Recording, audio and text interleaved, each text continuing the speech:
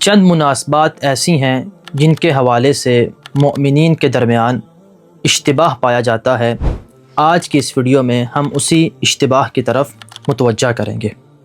پہلی مناسبت مبعث نبی صلی اللہ علیہ وآلہ وسلم کی مناسبت ہے۔ دوسری مناسبت معراج نبی صلی اللہ علیہ وآلہ وسلم کی مناسبت ہے، اور تیسری مناسبت لیلۃ القدر اور شب قدر کی مناسبت ہے۔ یہ تین الگ الگ مناسبتیں ہیں اور تینوں مختلف اوقات میں واقع ہوئیں، لیکن ان کے حوالے سے مومنین کے درمیان اشتباہ پایا جاتا ہے۔ ابھی آ جائیے پہلی مناسبت کی طرف، جو کہ مبعث نبی کی مناسبت ہے۔ سب سے پہلے ہم یہ بتانا چاہتے ہیں کہ مبعث نبی سے کیا مراد ہے۔ مبعث نبی سے مراد وہ دن ہے کہ جس دن نبی اکرم صلی اللہ علیہ وآلہ وسلم پہ حضرت جبرائیل پہلی وحی لے کے آئے، اور یہ دن 27 رجب اور عام الفیل کے 40ویں سال میں یہ وحی نبی اکرم پہ نازل ہوئی۔ یہ مبعث نبی کا دن ہے، اور اس حوالے سے کافی میں روایت ملتی ہے۔ امام کاظم علیہ السلام فرماتے ہیں، بعث اللہ محمدا رحمتا للعالمین فی 27 من رجب، کہ اللہ سبحانہ و تعالی نے حضرت محمد مصطفیٰ صلی اللہ علیہ وآلہ وسلم کو 27 رجب کو مبعوث بانبوت کیا۔ ابھی یہاں پہ ہم دو نقطوں کی طرف متوجہ کرنا چاہتے ہیں۔ پہلا نقطہ یہ ہے کہ آیا رسول خدا صلی اللہ علیہ وآلہ وسلم جب ان کی ولادت باسعادت ہوئی تھی تو کیا وہ نبی نہ تھے؟ 40 سال کی عمر میں نبی بنے؟ تو اس کا جواب یہ ہے کہ ہمارا شیعہ عقیدہ یہ ہے کہ نبی اور امام جب ان کی ولادت باسعادت ہوتی ہے اسی وقت سے ہی اللہ کا نمائندہ ہوتا ہے۔ رسول خدا جب ان کی ولادت باسعادت ہوئی اسی وقت رسول تھے۔ ہاں، 40 سال کی عمر میں انہیں ظاہری طور پہ شریعت کے احکام پہنچانے کا حکم دیا گیا۔ دوسرا نقطہ یہ ہے کہ اس حوالے سے بعض روایات ملتی ہیں کہ جب نبی اکرم صلی اللہ علیہ وآلہ وسلم پر پہلی وحی نازل ہوئی اور حضرت جبرائیل یہ وحی لے کے آئے، اقرأ بسم ربک الذی خلق، کہ اپنے اس رب کے نام سے پڑھیے کہ جس نے آپ کو خلق کیا، تو رسول خدا نے فرمایا کہ میں نہیں پڑھ سکتا، اور رسول خدا پریشان ہو گئے کہ میرے ساتھ کیا ہوا، اور گھر میں آئے جناب خدیجہ کو بتایا کہ میرے ساتھ ایسے ایسے واقعہ رونما ہوا ہے۔ تو حضرت خدیجہ اپنے چچا زاد بھائی ورقہ بن نوفل کے پاس لے گئیں، اور ورقہ بن نوفل نے بتایا کہ آپ اللہ کے رسول ہیں، آپ اللہ کے نبی ہیں۔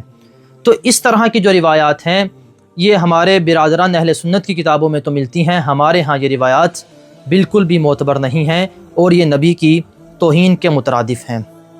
بلکہ ہمارا عقیدہ یہ ہے، جیسے کہ ہم نے بتایا، کہ نبی پیدا ہوتے ہی نبی ہوتا ہے۔ اور دوسری بات یہ کہ نبی جو ہے انہیں پتہ تھا کہ جبرائیل میرے پہ وحی لے کر نازل ہوئے، اسی لیے جب حضرت محمد مصطفیٰ صلی اللہ علیہ وآلہ وسلم اس پہلی وحی کے بعد حضرت خدیجہ کے پاس تشریف لائے تو گھر میں نور پھیل گیا۔ جناب خدیجہ نے پوچھا کہ یہ نور کس چیز کا ہے؟ تو رسول خدا صلی اللہ علیہ وآلہ وسلم نے فرمایا، ھذا نور النبوۃ، کہ یہ نبوت کا نور ہے۔ تو پس خلاصہ کلام یہ ہوا کہ 27 رجب کا جو دن ہے یہ مبعث نبی کا دن ہے، اور 27 رجب کی جو رات ہے یہ مبعث نبی کی رات ہے۔ دوسری مناسبت ہے ہمارے پاس معراج کی مناسبت۔ یہ معراج کا جو واقعہ ہے یہ کیا ہے؟ یہ وہ دن ہے کہ جس دن نبی اکرم صلی اللہ علیہ وآلہ وسلم کو اللہ سبحانہ و تعالی نے آسمان پہ بلایا تاکہ جنت و جہنم اور ملکوت سماوات کا مشاہدہ کروایا جا سکے۔ یہ جو واقعہ ہے یہ رمضان میں وقوع پذیر ہوا، اور مبعث نبی کے 3 سال بعد یہ واقعہ پیش آیا، جیسے کہ سید مرتضی عاملی نے اپنی کتاب میں لکھا ہے کہ یہ مبعث نبی کے 3 سال بعد یہ واقعہ پیش آیا۔ عام طور پہ مومنین یہ سمجھتے ہیں کہ 27 رجب کا دن یہ معراج کا دن ہے، جبکہ یہ معراج کا دن نہیں ہے بلکہ یہ مبعث نبی کا دن ہے۔ تیسری مناسبت جو ہے ہمارے پاس وہ ہے شب قدر کی۔ شب قدر جو ہے یہ 19، 21 یا 23 رمضان کو وقوع پذیر ہوئی، اور اس کے حوالے سے جو اتھینٹک روایات ہیں وہ یہ ہے کہ یہ 23 کی رات ہے جو کہ شب قدر ہے۔ شب قدر میں کیا ہوا؟